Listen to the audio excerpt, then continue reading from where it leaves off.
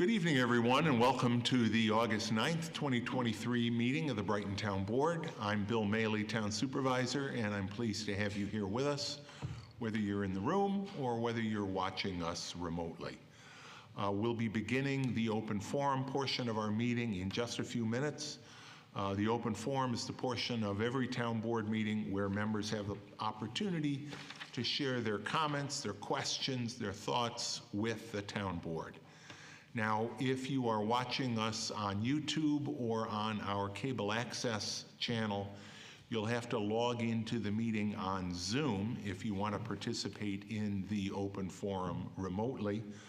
And there are detailed instructions for doing that on the Town of Brighton webpage, which of course is www.townofbrighton.org.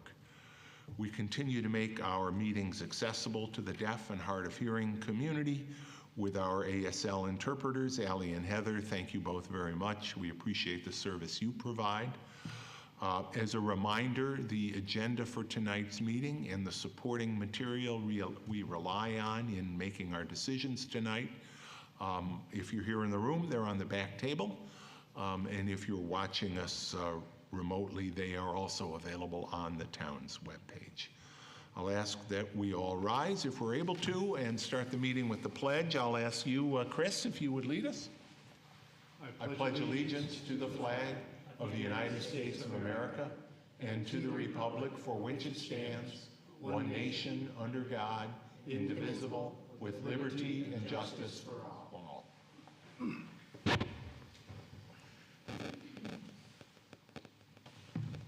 We'll start with proclamations.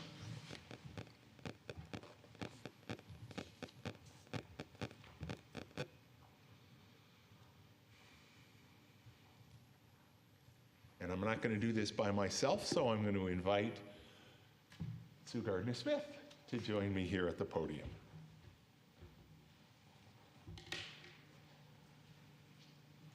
For those of you that don't know, this is National Farmers Market Week, August 6th through 12th. It's peak season at our market, and it's certainly a great time to celebrate National Farmers Market Week. The Brighton Farmers Market is a true gem.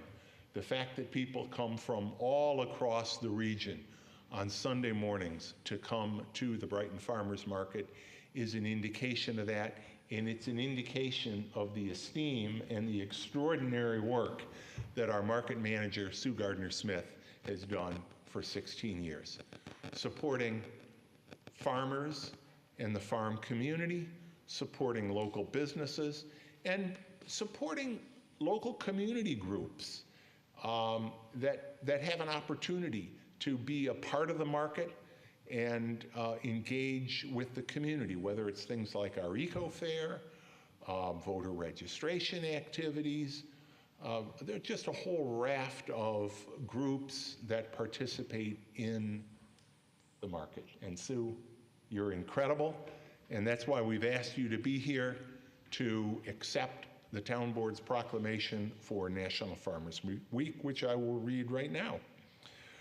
Whereas National Farmers Market Week launches a week-long recognition of the importance of farmers markets, from supporting local farms and farmers to building community.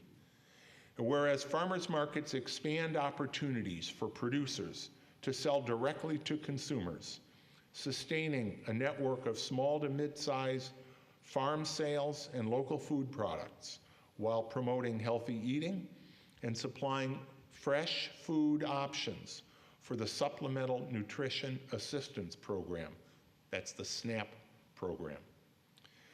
And whereas the theme of this year's celebration is farmers markets bring people together, I can't imagine a better representation of our farmers market. That theme emphasizes the vital role markets play in promoting community connections through the creation of vibrant gathering spaces.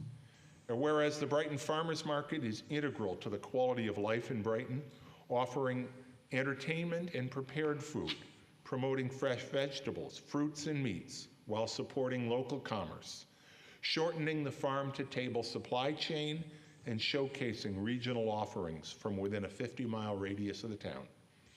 And whereas the Brighton Farmers Market is well loved, enjoys a regular following, and is a destination for visitors drawn by its stellar reputation, thanks to the exemplary work of our market manager, the incomparable Sue Gardner-Smith, who pulls the entire market together and whose hands-on, community-centered approach makes our market a nearly irresistible and always enjoyable Sunday excursion.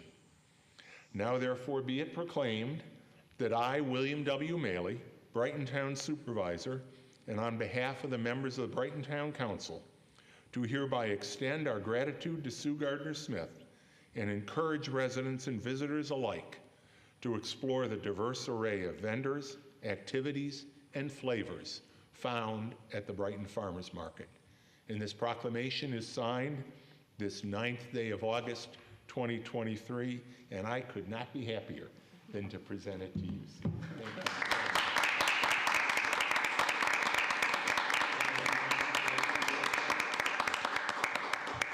Thank you so much, Bill, for supporting the market as you do every week. Bill is our regular and tallest visitor to the market every single Sunday. We're very happy. And thank you also to the town board. The market is successful in part because of the support that we get from this town, and I am really grateful for that. And because I always want to take the opportunity to repeat to you what our mission is, I just want to say that again because I do feel it's so important. And Bill did mention a number of the things that are important to us, but the community aspect of it is huge. It's a huge part of it. But just as important is our mission of supporting a stronger local food system, supporting the farmers that are part of that, who probably wouldn't have any other opportunity or very few opportunities to make a living if not for our vibrant market, and to bring that food to the community, and in doing so, to build community. So thank you for allowing us to do that. I'm so happy and proud to be part of this market. It's been one of the rich experiences of my life, so thank you.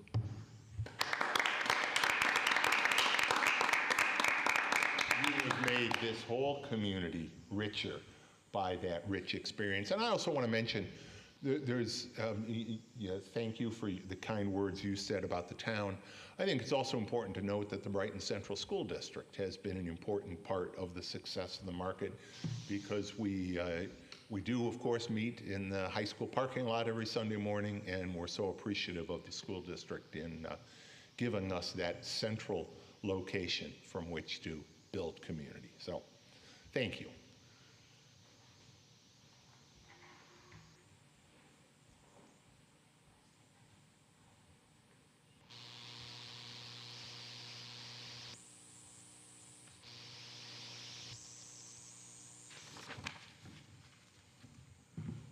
We do now begin our open forum, which we hold at the beginning of every town board meeting. The open forum is an opportunity for members of the public to address the board concerning any matter relating to the town, whether or not it's an item on our agenda tonight.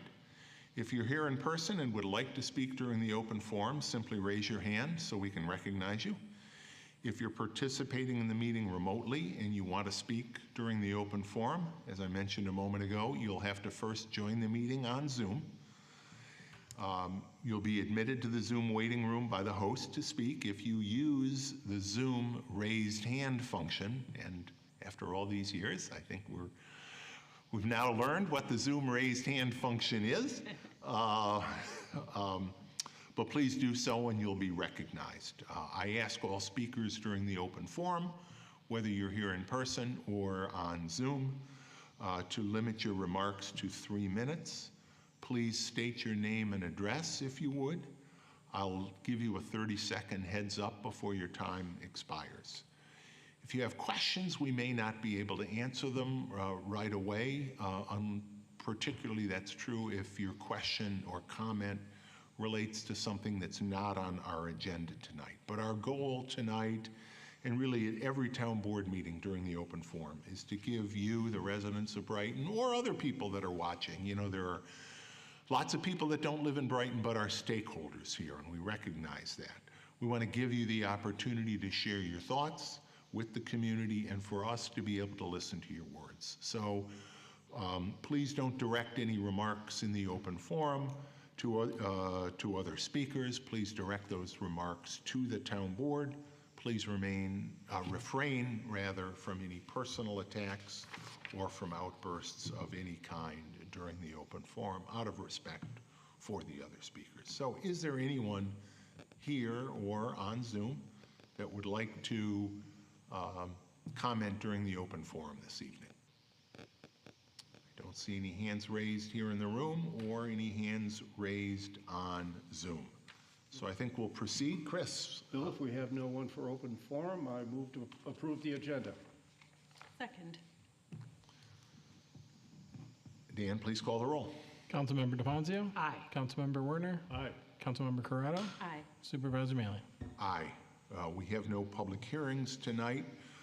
Committee reports, community services. Yes, I will fill in for Councilmember Okay. Wilt, who can't be here this evening. And it is brief because we have not met since the last meeting, last meeting of the town board. The Recreation Department has a few summer end reminders. Summer camps are still going on. There are still a few spots left in the camps. If anyone needs to keep their children busy in these last few days before school starts up again, details are at townofbrighton.org/REC, or you can call the rec department at 784-5260, extension 0. The pool is still in operation, weather permitting each day. It's open daily from 12:30 to 7:30 p.m., $3 per resident, $6 per non-resident.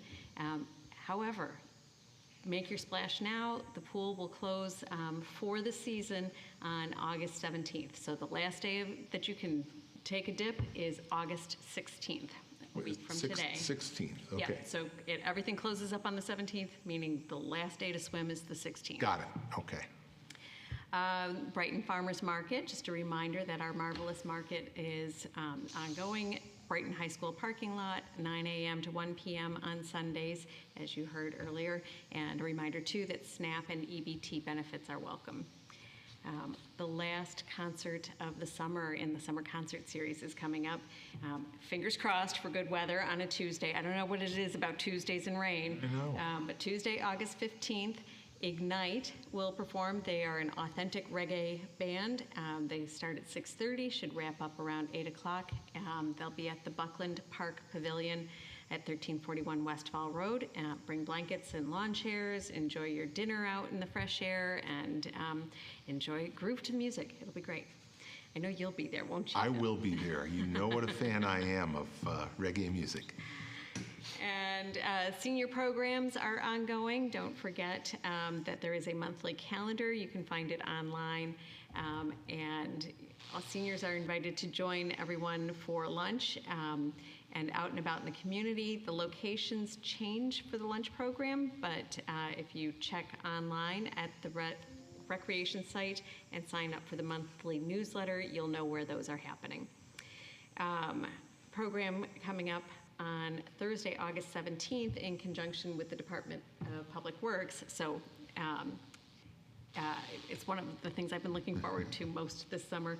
It is the Mighty Motors Department of Public Works open house. So all ages are welcome from 5 to 7 p.m. at the Highway Department, 1941 Elmwood Avenue. We're encouraging pre-registration just to get a handle on how many really excited people will be there. There will also be a sensory-friendly option for those who need a little less excitement. So there are details online, and you can find them at townofbrighton.org/rec. Everett, would you like to add anything else about the open house? No, I'll just say we're in the midst of planning. Everybody over there is excited about it, from the staff to folks that will be working on it. So we're all excited. Great. I think, honestly, I think it's one of the most hidden elements of our community when it comes to where the machines live and who uses them. So we hope we see folks out there for that. Next community services meeting is the 16th at 9:30 at the Brookside School, and we ask that folks enter via the Winton Road South entrance. And that is all. Thank you, Christine. Jason, Finance. Yes, the Finance and Administrative Services Committee met last Wednesday, August 2nd. Each of the items we discussed in committee appear on tonight's agenda and will be voted on and presented in further detail. In addition, we also continued the discussion regarding the town board's first draft of the capital improvement plan for 2024 through 2026. And in addition, we have our first budget hearings coming up on August 16th from 4 to 6, and then on August 23rd from 4 to 6, in which the department heads will be presenting the departmental budgets for the town board to review and consider. And just to clarify, those are budget workshops. Workshops, that's right. The hearings are in October. Right. The workshops are in August, yes. And our next meeting will be on Wednesday, August 16th. We meet at 8:30 in the morning here in the main auditorium at Town Hall, and the public is invited to attend. Thanks, Jason. Chris, Public Safety. Thanks, Bill. We had our Public Safety Committee meeting yesterday on August 8th. Brighton Ambulance reported that they had received a total year-to-date requests of 687, of which 590 were within the ambulance district, with 285 residents receiving services. They responded also to 29 calls for mutual aid, and that through August 1st, they had a total number of 4,930 requests for service, which is an increase of 2.5% from the 2022 volume. Brighton Fire Department advised that they've had 1,580 calls year to date. They had one working fire in July on Orchard Drive, apparently caused by a cat. You can't make this stuff up. No, a cat and a stove. Also, the I don't department. mean to make light of what I know was a real problem. I hope the cat was okay. But the fire department did respond. Department of Public Works advises that that they've paved Parsons and Whitney Lane, and Antlers was recently milled in addition to Meadow and Elwell, and paving will continue there. They have the upcoming Mighty Motors event, as they reported, on the 17th, and sidewalk work will be starting soon as the contractors have finished another project out of town. Brighton Police responded that they've had 29,887 calls year to date. They held their open house last night from 5 to 8 p.m. Chief, how'd that go? It went really well. It was a pretty good turnout, and very lucky the weather held out for us. It was raining during the day, and I was holding my breath, but as soon as open house started, weather cleared, good attendance, and everybody had a good time. That's great. Speed Awareness Week starts August 14th through the 20th, aimed at reducing speed-related crashes. Also, the upcoming September 24th, Public Safety Day at the Farmers Market. They've used the, now it says UTV here. What is a UTV as opposed to an ATV? I forget what the U stands for, to be honest with you. It's not all-terrain. It's, I'll let you know, though. Universal terrain? It might be. It very well could be. But it's like an ATV that's now been... Only cooler. That the police department now has, and they've used it to assist in locating a missing person when they searched Buckland Park and the Canal Trail by South Winton. There was they were able to cite the sole ATV rider that they found on our streets driving illegally. It was an operation with several cars involved, but there's been a regular scofflaw driving improperly on his ATV on the town roads. It has now been dealt with.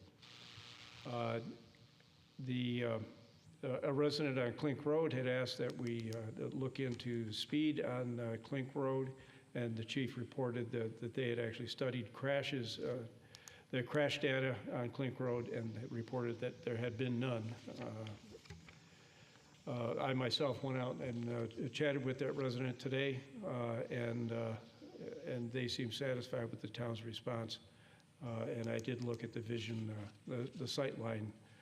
There is a large shrub at a neighbor's, but it's within, I think, their the standard size and so forth. And they seem satisfied with it. So there's no need to go out, Okay. Commissioner Garcia. Henrietta Fire District advised that they've had 522 calls in West Brighton as of June 30. No calls of note in West Brighton. They have 6 new firefighters starting at the academy on August 21st, along with a new mechanic. Various other items have been on the agenda for a while, and one in particular is that the speed reduction review has been completed by Stantec, and it is on tonight's calendar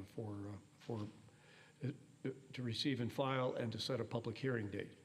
Also, there had been a signage request on North Landing Road for a child with autism, but the commissioner reported that this did not meet the minimum criteria for installation, but the resident was pleased to hear that the townwide speed reduction would probably address the concerns they have at 25 miles an hour. Also, there's continuing discussion of the potential for crosswalks on Highland Avenue. And we realize that we do not have a policy in place, and the commissioner is looking at the Federal Highway Authority guidelines and Monroe County standards, as well as the town of Penfield. So it's a matter of some discussion within the county and the various other towns as well. And also a resident had asked that we consider a 4-way stop sign on Templeton at Wilshire. And the commissioner has reviewed the guidelines and reported that a stop sign should not be used for speed enforcement. And they also noted that there were 2 other intersections close by Templeton there, and recommended against installing a sign there. Similarly, a resident requested a children at play sign on Bastion Road, and we had discussed the previous policy of the town not to install those in accordance with federal highway requirements. That concluded the meeting, and our next meeting will be Tuesday, September 12th at 0800 hours here in the auditorium. Thanks, Chris. And I also, since we're talking about public safety, Chief, I know you received a communication concerning a positive report inspection on your accreditation. I thought you'd Yeah, it came in share late. that. It came in late today. We're very proud that halfway through our accreditation period, they came out and did a site visit. They inspected 10 files out of the 110 standards that we have, and we successfully passed. And they actually stated that we've been doing a good job and have a well-run program. As you know, we've been accredited for over 30 years now, and it's really ingrained in our culture and the way we do business. It's not just a check-the-box type of thing with us. So I really credit Deputy Chief DeZane and Captain Caraballo for managing that program and getting us through this latest assessment. And Councilmember Warner, it's utility task vehicle. Utility task vehicle. Now, Yeah. now I have to put Okay. that with the You threw me for a loop on that FFRB one. or the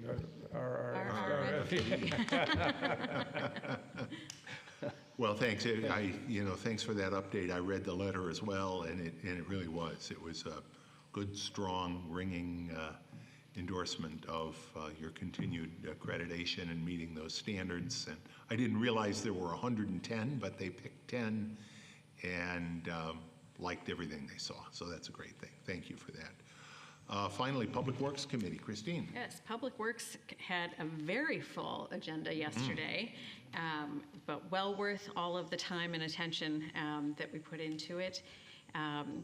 The open forum, a resident of Wilshire Road attended to express some concerns about tall plantings in the right-of-way on a nearby property that cause a reduction in sight distance. And the plantings appear to be far enough away from the nearest intersection that the clear vision zones cited in the town code don't apply. However, the town generally allows plantings in the right-of-way if they do not cause impairments to motorists on the road and pedestrians on the sidewalk. So the committee will continue to review the matter in more detail and follow up with the resident to see if there may be a solution to the sight lines versus town code permitting plantings in the right-of-way. We had a presentation from a developer, the Westfall Brighton SRE LLC. Oh, boy. I'm sorry? What does that stand for? That is a very good question. SRE, anybody's guess? LLC, Limited Liability Corporation. Okay. Limited liability company. Company. Ah, so close. I'm going to get that law degree someday. I really will. In any case, this developer is proposing to make an incentive zoning application for the development of an outdoor recreation and golf entertainment venue on about 18 acres of vacant land located on the south side of Westfall Road in the town of Brighton at the shared boundary with the city of Rochester. And this development would consist of a 45,500 square foot building, 2 stories with a 23,700 square foot footprint.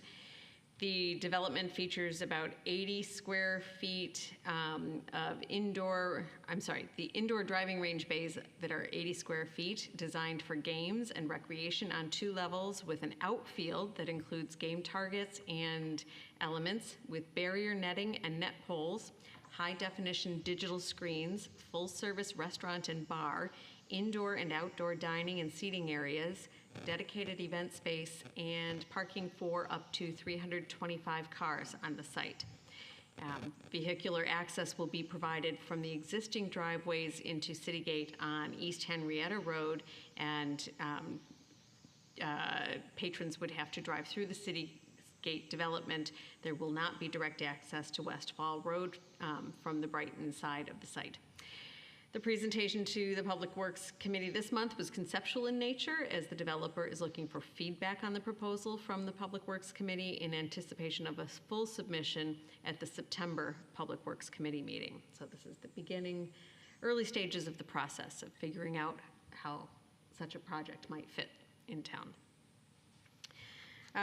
We had a follow-on presentation from INX Architecture and ME Engineering regarding the town hall evaluation and a green heating and cooling solution. They presented their findings related to clean heating and cooling alternatives to consider as part of the town hall renovation project. And the alternatives being considered are solutions that will not use fossil fuels, and they include, there were 2 presented, a variable refrigerant flow, or VRF, air-sourced heat pump system, and a geothermal heat pump solution. These 2 solutions were compared to the hybrid heating, the hybrid HVAC solution currently proposed as part of the priority project.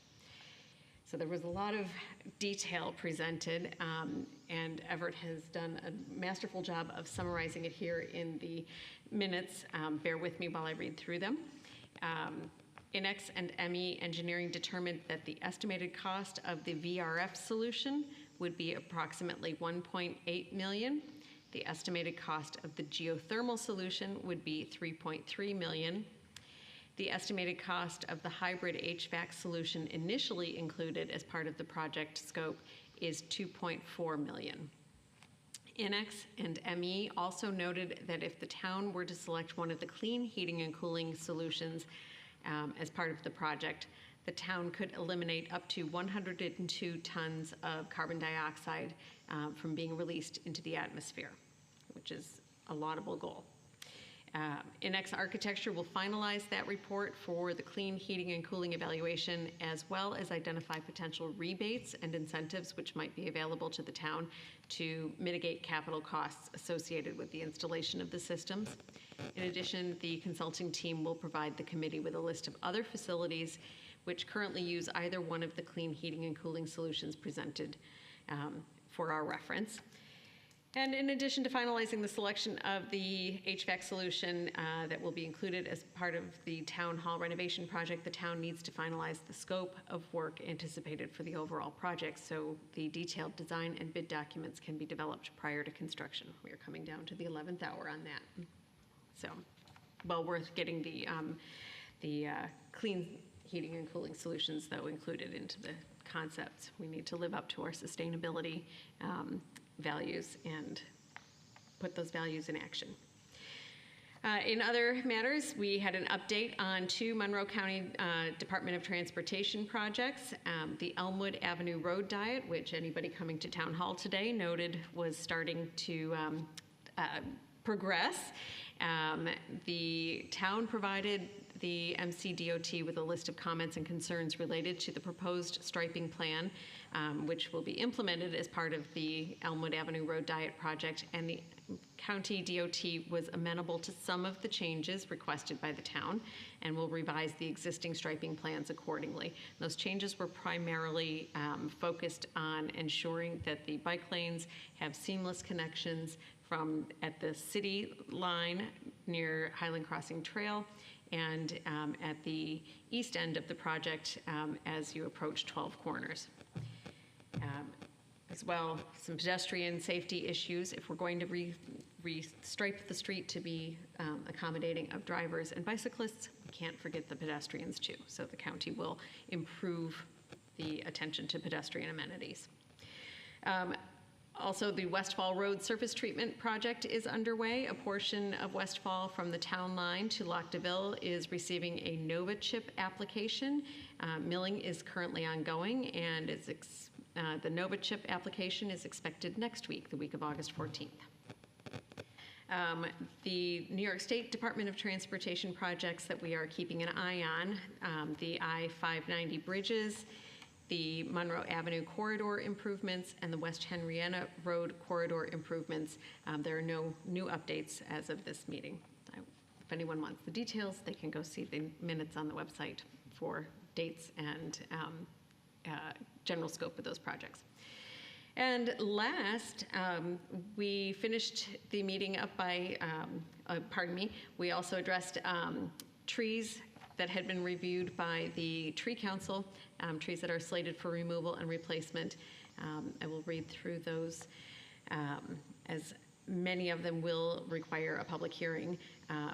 A 40-inch black walnut at 259 Ashburn Road, a 24-inch silver maple at 484 French Road, a 54-inch silver maple at 224 Mayflower Drive, an 18-inch Norway maple at 1 Edgemere Drive, a 34-inch American sycamore at 120 Oakdale Drive, and I should note that that one is to be trimmed and monitored, not removed.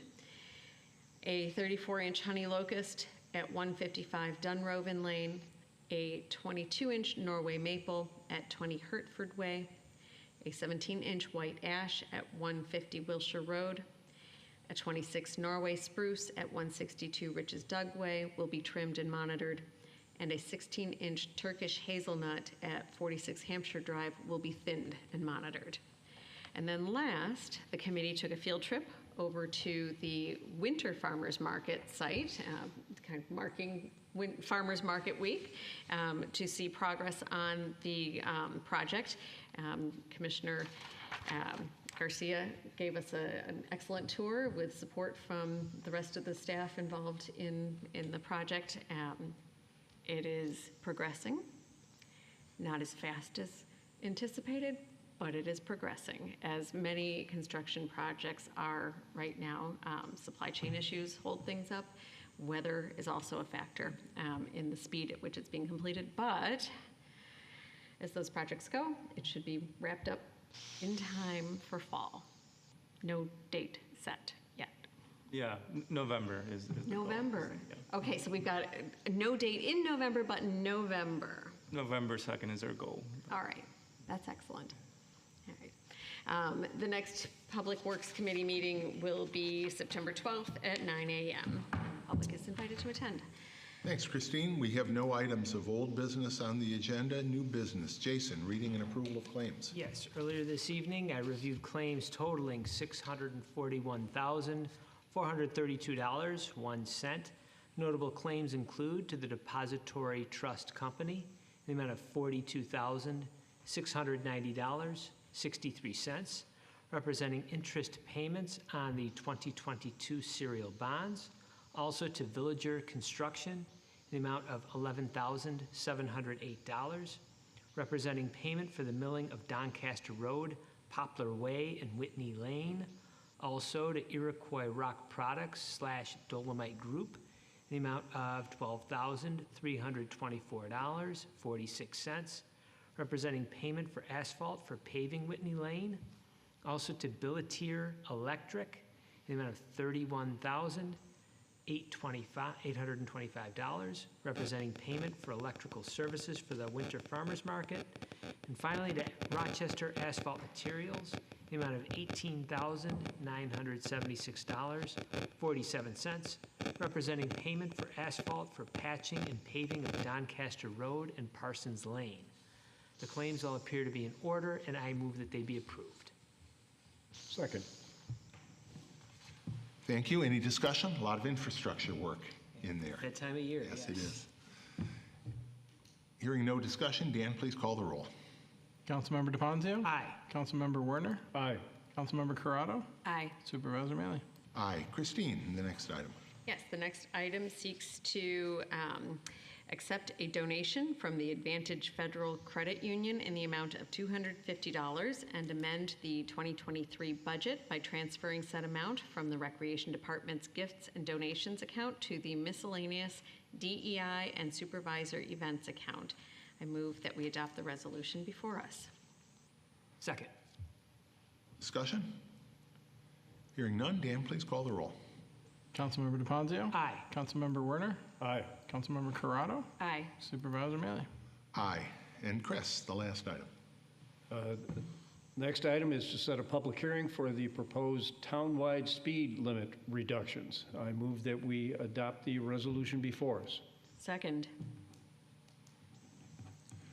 You alluded to this in your public safety report. This is part of the requirements of an amendment to the state vehicle and traffic law for years and years and years. We have been working to try to get a vehicle through which the town could reduce the base speed limit on town streets.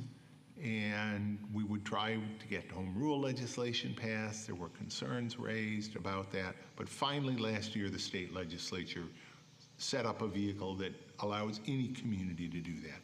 Part of that was to do a study, traffic study. We got such a study, and now that will become part of the record for this public hearing action. Ken, anything you want to say about this? The study, and Commissioner Garcia could perhaps provide more detailed information, but the study by Stantec did not cover all town roads or all sections of town roads in the town of Brighton. So I have not yet drafted the local law. I will be drafting that local law so that everyone can see it in advance, and we'll get that out on the web as well. But there will be a town-wide speed limit for town streets, with exceptions for certain streets that are being kept at the current speed limits. Yeah, that's correct. As Mr. Gordon indicated, for the purpose of the study, Stantec separated the town roads into two groups, Group 1s and Group 2. Group 1s being low-volume residential local roads, whereas Group 2 are still classified as local roads, but these are maybe roads that are not wholly contained within a neighborhood, connect to arterials or collector-type roads. And they require a higher level of scrutiny for evaluation and certification. And so for this study, North Landing and French Road were selected as part of the Group 2 roadways, which will be reduced. And I think it's important to note that portions of those two, of North Landing and French Road, and part of the thought process in specifically looking at those two is the proximity to schools, Indian Landing School on North Landing Road and French Road Elementary School on French Road. One other thing, and Commissioner Garcia and I have talked about this, but just really in passing. So this first round, we'll be setting up for a public hearing next month. The next round of reductions for those streets that are in the Group 2 will be some time off whenever we get that report back from Stantec.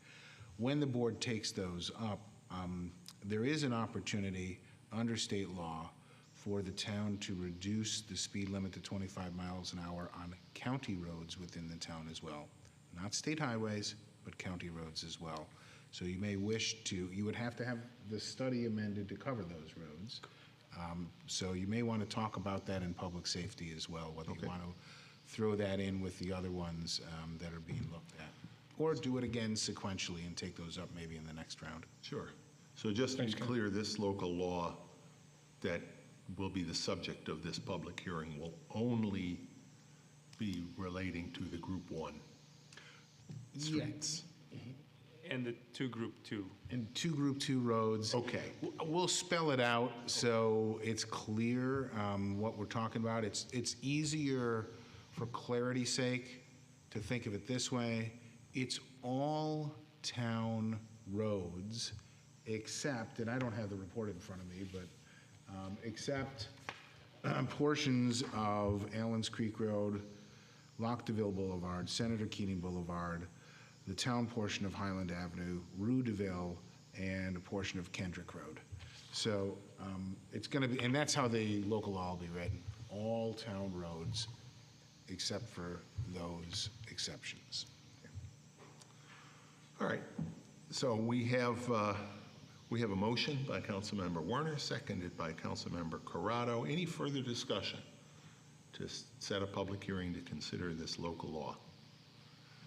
Hearing none, Dan, please call the roll. Councilmember DePonzio. Aye. Councilmember Werner. Aye. Councilmember Corrado. Aye. Supervisor Mealy. Aye. Just real briefly, because again, it was brought up before, the Elmwood Avenue project, which really will be kicking into gear, I think, next week. We expect the milling to begin. They've been doing the work on the handicap access aprons and ramps over the last week or two. Again, just to make sure everybody recalls what it's going to do, it's going to reduce Elmwood Avenue 4 lanes into 3 lanes, 2 through lanes, 1 east, 1 westbound, with a center turn lane and bicycle lanes on both sides.